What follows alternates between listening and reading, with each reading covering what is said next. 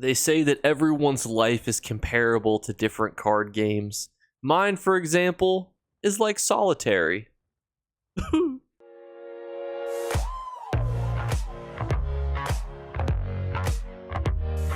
What's going on, YouTube? So ask yourself right now, what do Battlegrounds, Imperial City, and Tales of Tribute all have in common? And then ask yourself, how much time have you spent collectively in your time playing ESO in those three different game modes, those being Battlegrounds, Tales of Tribute, and the Imperial City?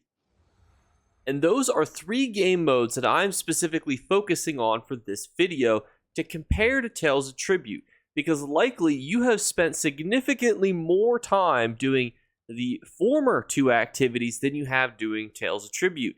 Even though a lot of people that I talk to and I play with, they don't like PvP, but they will find themselves doing more PvP-based activities than they do playing Tales of Tribute, even though they really prefer to play it.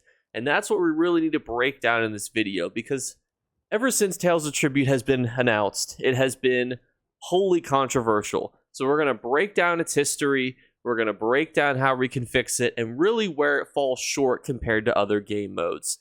And hopefully ZeniMax will listen and we can get some needed changes that will actually make Tales of Tribute be a very good game mode for years to come. So without further ado, let's jump into it.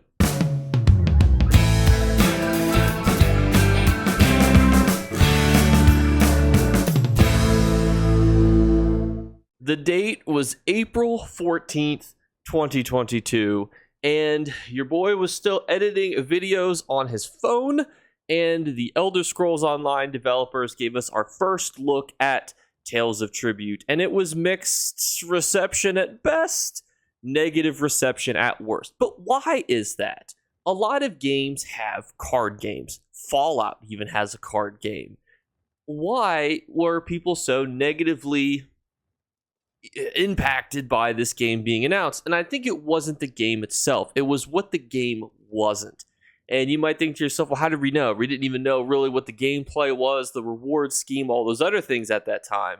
So what do you mean by that? Well, in more simpler terms, it wasn't a new class. It wasn't any massive gameplay changes. People had been calling for huge PvE or PvP updates, and that was not what we were going to get in the release of High Isle. We were instead going to be receiving a card game. A card game which a lot of people even said in the comments that they really had no intention of playing, or that they would play one time and be done with it. I, however, was still very positive. I always love new game modes. I love new things, and I thought this is an exciting way to either farm new and exciting items that other people might not want to, because they might not want to participate in this kind of system of that being a card game. There's a lot of ESO players that don't like farming Battlegrounds, and there's a lot of good money in Battlegrounds, a lot of good money in PvP, a lot of good money in farming Telvar, and that's really the crux of the problem.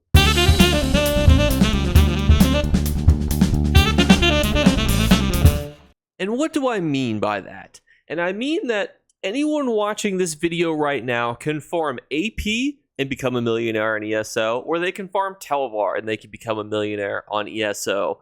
Both of which do have PvP elements, although I would argue that the Imperial City is not as PvP oriented because you could farm it solely PvE focused, but it does require you to earn a new currency and then convert that currency to gold, but usually you're rewarded for doing so because not everyone wants to do it. Not everyone wants to go out and complete Battlegrounds. Not everyone wants to go out and complete, Imperial City world bosses and risk Telvar on their person. You're rewarded for kind of going out there and doing types of content that isn't as easy as others, and you have a little bit more of a risk.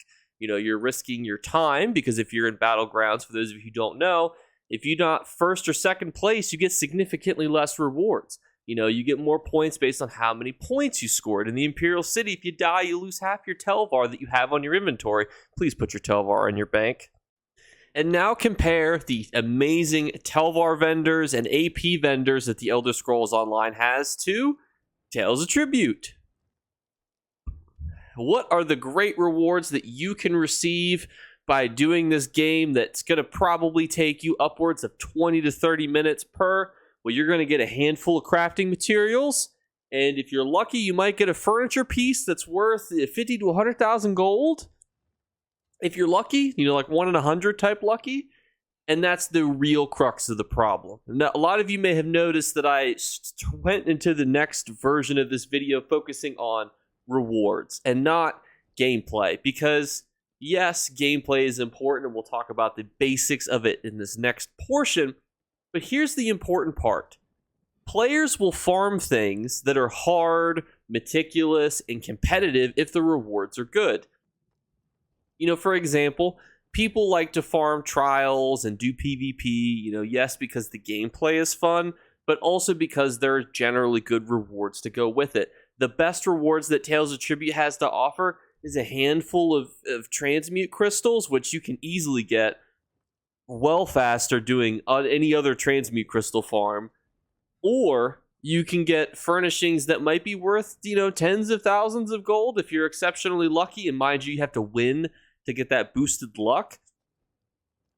So what's the point of playing? If the gameplay is not exceptionally commendable, where you're like, if I was on mobile right now, I'd play just this game, don't even need any rewards. We're not looking at that type of gameplay. And the rewards, there's really nothing. There's no specific Tales of Tribute vendor that you can go to and spend your currency for winning. And I think that's what this game mode is missing the most. There is no vendor. There's no seasonal items. When it first came out, you could get these trophies that were really cool. You could put them in your house based on how far along you got. And I thought, wow, this is really creative. I'm sure that they're going to really build upon this. Maybe some seasonal furnishings. Really kind of go all out with this because they know, the housing community, really loves, these types of things. And then the trophies were bound to you. But I was like, okay, well, they've got some really cool banners. You'll be able to play for those, and that'll be really cool. And I thought, a little fun factoid for you. The more of my audience is over the age of 65 than they are less than the age of 18. More of my audience is over the age of 34 than they are under 25. So I thought to myself, maybe there's a lot of people who, would rather, instead of doing some, high tier PvP getting home, they could come home, play a couple card games. It's competitive, but it doesn't require you to have like that, quick twitch muscle reaction. You can kind of take your time and think, you have, the ability to plan ahead and whatnot. And I thought this could be really cool. And then it all fell flat.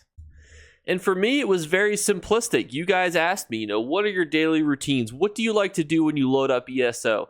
For those of you who don't know, I'm a salaried employee.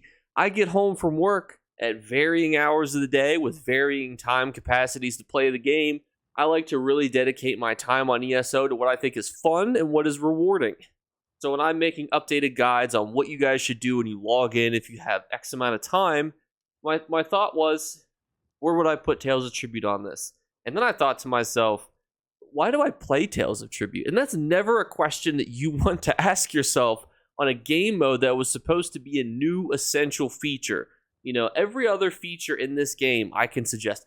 Hell, I suggest that people do heists. I think heists, which you guys might not even know exist in the game if you don't play the Thieves Guild line or, doing the Dark Brotherhood assassinations. There's better rewards for doing that than there are for doing Tales of Tribute. And that's really where I start to have a problem suggesting this, because what's the purpose? And then that leads into gameplay.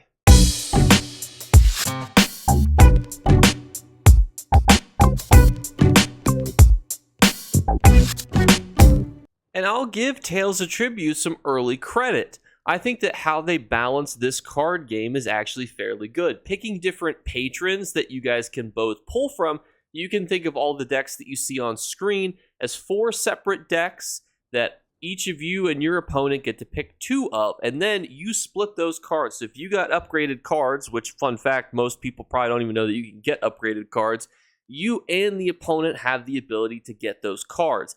I think that that's awesome. I think that that's a very cool way to balance the game. I was really worried when it was announced that this would be some pay-to-win, way to kind of get through and get these amazing decks and then steamroll your opponent. So I was very happy that this wasn't a pay-to-win nightmare. And you could see, if my face wasn't here, you could see that there are different things on this right side here. What these are patrons. Each of these can be flipped to face you or the opponent. You face them towards yourself, or your opponent can pay a cost to flip them towards them. You can win by one of two ways, by either getting to 40 prestige or by flipping all of the patrons towards yourself. Now, here is my first problem with this game mode, and that is that the games take too long. It takes well too long to farm the necessary amount to get to that level of prestige. So, how do you get to that level of prestige? Well, the easiest way is to this little red currency here is power. Every turn you have unspent power. You can then utilize that to then damage your opponent or attack their agents. A very coolly designed concept, but on paper leads to some really long, drawn-out games. In fact, you can have to sacrifice your 1 cards to create, to a 2-guard Rit coin, but even that just goes to show you the slugfest that these games can become. And that's my biggest problem with the gameplay. I honestly think, truthfully, instead of the required prestige, 20 prestige is more than enough. Then your games are going to go down to 15 minutes. I play a lot of mobile games on my phone.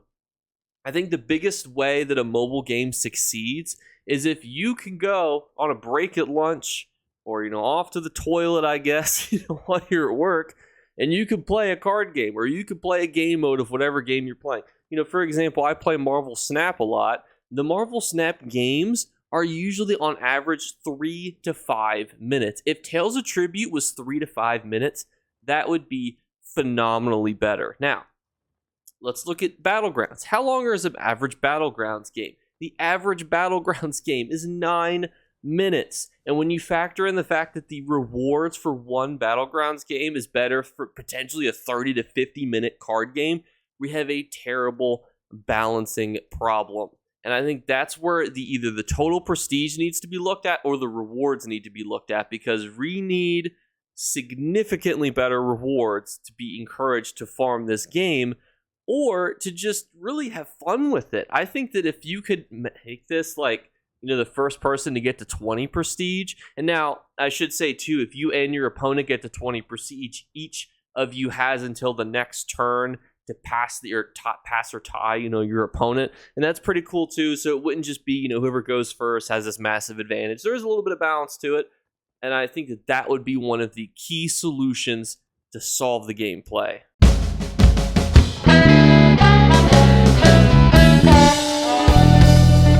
So in conclusion, where does that leave us? Well, I think it leaves us in a pretty decent spot, because the developers have notoriously changed things like Battlegrounds. They've experimented with procking, no procking. They've made a lot of changes to the Imperial City. They've added events that really encourage you to do those. They've added the weekend Battlegrounds events. They've added, Mid-Year Mayhem, White Strikes Mayhem, for the Imperial City and for Battlegrounds. There's a lot of reason to do these types of content that we have not yet seen for Tales of Tribute, that I think that they're cooking up in their old crock pot over there, but unfortunately I think that they're not always as vocal about suggested changes as they really could be. Because you and I have probably thought about more suggested changes in this video that have probably been discussed amongst their team so far. And I think that's where I hope that this video is helpful, because I think that it will start a good conversation between you and I in the comment section, and I think that we can suggest some great changes for Tales of Tribute. I think having the time length, even doubling the rewards would still be fair, potentially even adding its own dedicated currency and vendor to go along with it with rewards, seasonal furnishing items, trophies that can be traded, but also that, will look different throughout each season. So actually making it, even if you have to extend the seasons, you can. For those of you who don't even know, there's seasons to this bad boy. And just overall upping the rewards more in creative ways for doing so. I think that transmute crystals are a neat idea, but I don't think that they're the end-all, be-all idea that they need to be, especially because you get these items that you can quick sell for 1,000 gold. That's nothing. You complete one battleground and you get the equivalent of 5,000 to 10,000 gold just in AP, not even in any other currency, and that's on console. That's significantly higher on PC. So really focus on that reward structure. Tweaks the gameplay could also be helpful. I think just anything that shortens the length. Some cards might need to be nerfed to do so, but I think that they, by having the prestige requirement, would be on the right track. Or make it easier to flip all the patrons towards you, because very rarely does a game end in a patron flip. And when you're doing PvP, generally it ends with person getting a crazy combo off and then getting like 80 bajillion prestige on the last turn. So thank you guys so much again for watching. This is a different type of video. I don't generally do like suggested changes type videos and, you know, kind of like a look back type video. So hope this was helpful. We're still doing our 3 giveaway drawings. We have 1 random like, so all you have to do is like all the videos for the month. 1 random subscriber, just be subscribed, help me get to 16,000, and then a random word with an audio cue be flashed upon the screen. I will note that it is the 28th of August, so there's only a few days left for that to happen. So you'll probably be there if you watch these next couple videos. I plan to try to make a video every single day, but obviously I'll keep you guys in the loop if I'm not able to. Thank you guys so much again for watching, and I'll catch you later. Bye, guys. Better remember to like and subscribe to Jake Clips. Or you should. I might have to pluck your eyes if you don't. Or, better yet, I'll skip rope with your entrails. Do it now. Subscribe. Ta-ta. Off with you. So the next videos I have coming down the old pipeline, I actually saw a really cool video by Azura that was the most expensive item on PC. And then I looked to see if that item was the most expensive item on console. It isn't. So I was like, that could be a really cool kind of video concept. Most valuable item on console.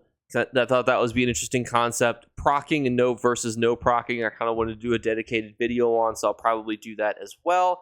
But if you guys have suggestions, ideas, those would be the next 2, as well as the Golden Vendor video. Also, I probably will stream Starfield just because I'm so excited that it's coming out. And I work from home on Friday, so that gives me ample time to, do all of the things that I will be able to, that day. So I can go and, stream, after work immediately. Don't even have to drive home. So very excited. I also may have canceled my afternoon meetings and moved them to other days. That way, if they go late, I don't have to deal with all the hoopla. So very excited to play that and talk to you guys on stream again, and I'll catch you there. Bye, guys.